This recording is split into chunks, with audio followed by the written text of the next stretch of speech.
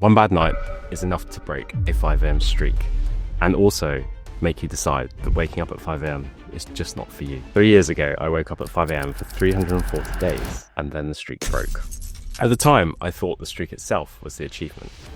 But now, 3 years on, I can actually see which parts of that routine actually changed my life and what I would keep if I was starting again from scratch. So in this video, I'm going to go through 3 things: what caused the streak to break, the mistake I made, and what stayed with me to this day. I'll also give you a little test so that you can see if your morning routine is working for you or if it's just another standard for you to fail against. So for 340 days, my alarm went off at 4:45. That's every day. That is weekends, that was holidays, that was, even if I was out late the night before, I would stick to that routine. I journaled, I exercised, I read books, and to be honest, at the time, I felt like that was an absolute superpower. But then my life changed. I had children. Now, my eldest got to an age where he would wake up pretty early, basically at 5 a.m. as well. And I also had a second child, which actually added an extra realm of chaos into my midst. Essentially, I could no longer sacrifice the sleep. And here's the thing I don't think many people tell you is that 5 a.m. is only sustainable if you manage to get your 7.5 hours sleep, which means going to bed really early. I don't have a problem with going to bed really early, but the main problem was the disruption from my children to my sleep.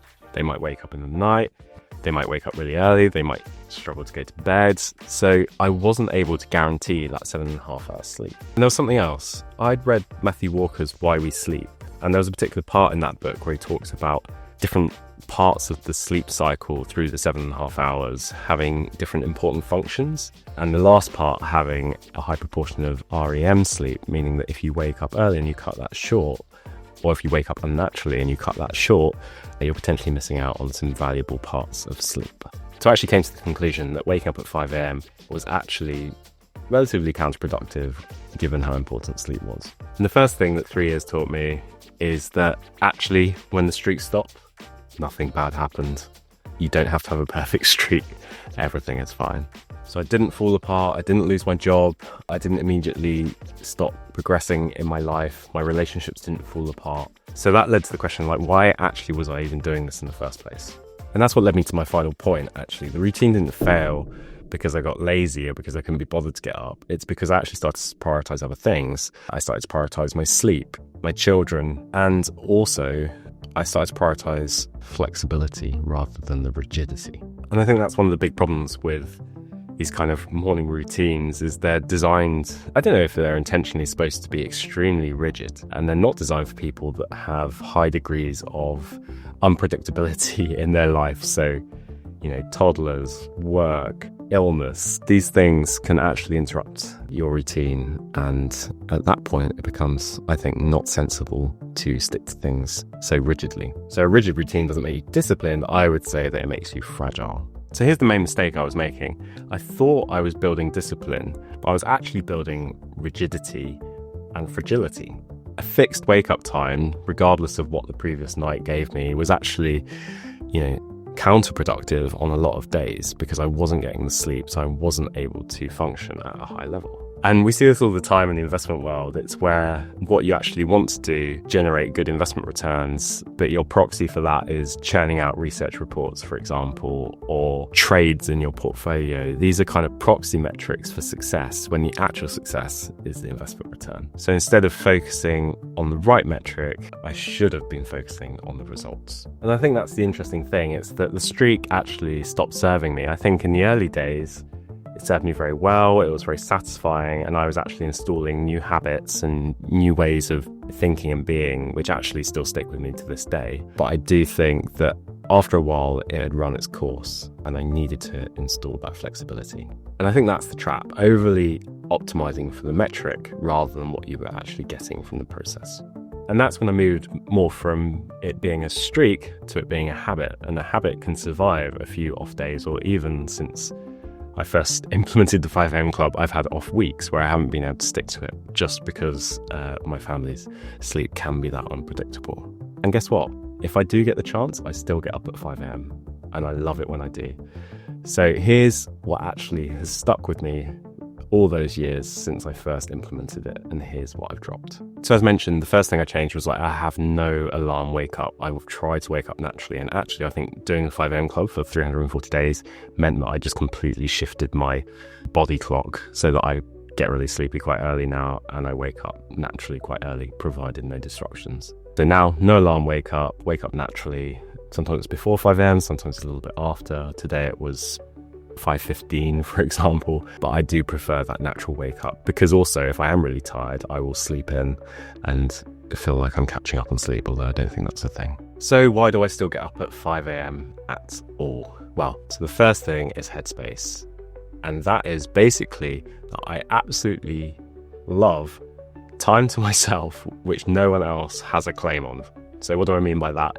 My family are asleep, my work is not popping off at 5 a.m, which means that I actually had time to think and do things that I actually want to do and plan the day, the week, or even the year, or just think about my life in general. I hugely value that time, and if I didn't take that at 5 a.m, I don't think I would get it the rest of the day. The second reason I get up really early is for margin. I absolutely hate being rushed. I think it leads to errors. I think it leads to not being able to think things through properly. So if I get up nice and early, that gives plenty of buffer time to essentially plan for my day, not be rushed, take my time, do things how I want to do it. And also, if I do happen to sleep in because I end up going to bed late for whatever reason, 6 a.m. feels like a nice lie-in, and I still have plenty of time before I have to be at work or the kids get up. So buffer time or margin is another key reason why I still get up really early. And the third reason I still get up really early is for the head start. I love that head start feeling. The idea that you can get some stuff done, progress things before the world has woken up is just, for me, a great feeling and something I absolutely love to do. And I think that compounds throughout the day. I don't have any elaborate ritual anymore. I don't cold plunge. I don't exercise, because I think the HIIT was actually contributing to some of my back injuries. Now my routine is actually borrowed from Alex Hormozy, which is I wake up and I start working as soon as possible. And recently I've made 2 purchases that actually hugely have, been a game changer for this. And one is a standing desk and a walking pad underneath. So essentially I can do my, Dr. Stuart McGill immediate walking in the morning, also while working. So I'm 2 birds, 1 stone, getting ahead, getting my headspace, getting my steps in, getting my exercise in, and it just feels great and actually sets me up massively for the day. So what's died?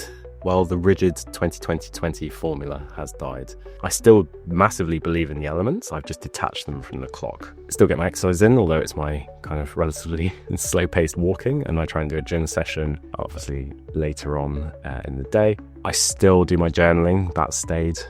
There's something I love about writing and recording, and I hope that in the future I will read back these journals when I've got loads of free time, maybe when I'm retired, and just relive these days. And I still do learning.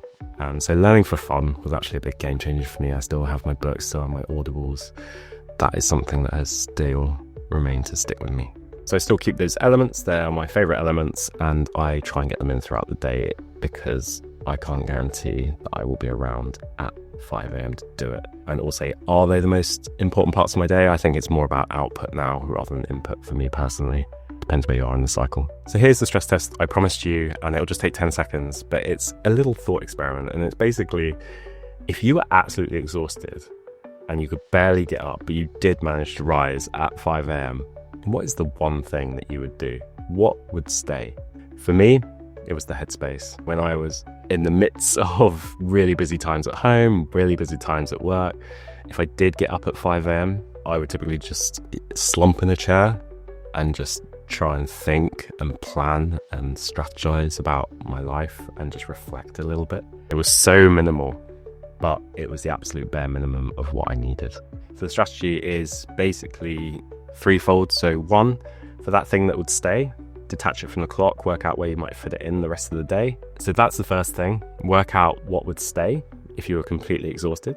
Rather than doing the 20-20-20 protocol, I think actually it would be best just have a checklist and just say, yep, did that stay? I've got a mental checklist of did I read something? Did I journal? Did I do some exercise? My steps, basically, my 10,000 steps is my current goal. So Yeah, just a bit more of a daily checklist rather than I have to do it at that time specifically, which means I can just fit it in around the rest of my life if I ever get a spare moment. And then 3, just actually, once you've built that tracker, just chuck it away. If you want it enough and you love it enough, you will just do it. And maybe implementing it initially as a habit and forcing yourself to do it with the 5am Club is a great starter. But once you've built the habit, it will just stay with you. I don't need to track it anymore. I just do it because I love it and I want to do it. So there we go. Rigidity broke, flexibility installed. Maybe one day I will get that ability to be rigid again in the future, but my priorities are just not right there at the moment. So if I was to leave you with one thing, it would be this. 5am Club was never the point. It was the headspace, it was the margin, and it was the getting ahead in the morning that were the main things. So the streak enabled this to be installed into my life. It helped me realize what I loved and what was valuable, and it helped me realize what actually was important. 3 years on, I know that routine has been fully stress tested, so I know what is the absolute bare minimum for me. So if you enjoyed the 340 days video, this is the update I owe you. I hope you enjoyed this video. Don't forget to check out more from me here. Thank you.